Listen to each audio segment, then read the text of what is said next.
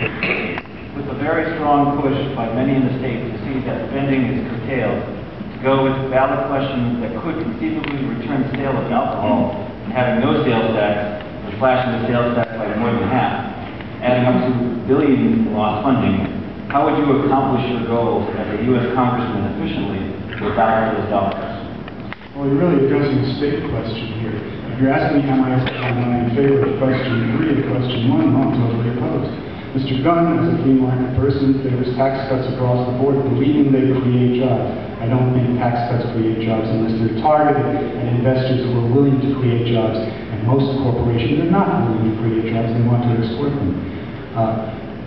Since I'm not running for the state legislature, it's hard to answer that question, but if I were, it might be an opportunity to revamp the if they pass, it might be an opportunity to revamp the state tax system into one that's based on ability to pay rather than one that really taxes poor people and working class people the most. But frankly, I'm opposed to both questions because I think they destroy the budget, the education, public safety, all the vital services. And believe me, the state government is not about to cut its own waste and fraud because they like that waste and fraud. It helps them. Thank you, Mr. Engel. Mr. Gunn, you have a minute and a half to respond. Thank you. Thank you, Mike, for answering questions for me. Okay. I was in my district the other day, up in Amherst, as a matter of fact. There's a tractor store up there. He had a big sign blinking that says, "Vote yes on free." So I stopped in to see why he had that. And he told me his business went from $4 million annually to less than $1 million when the tax went from 5 to 6.25. Taxes discourage business. It is a simple fact. Taxes discourage business. If indeed, in this district where New Hampshire, New York, Rhode Island, and Connecticut are so close, an increase in the sales tax naturally decreases the amount of business happening, especially in our border towns.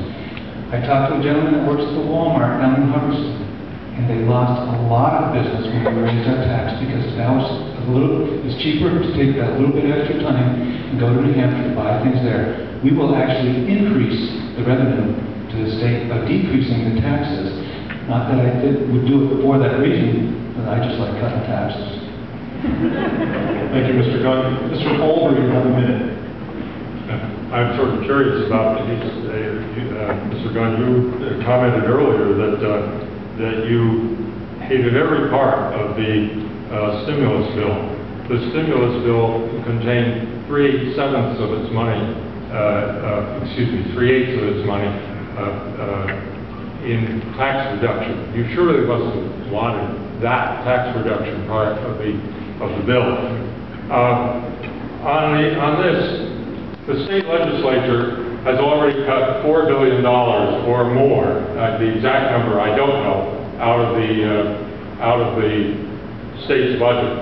And if they are required to cut another couple of billion by the passage of those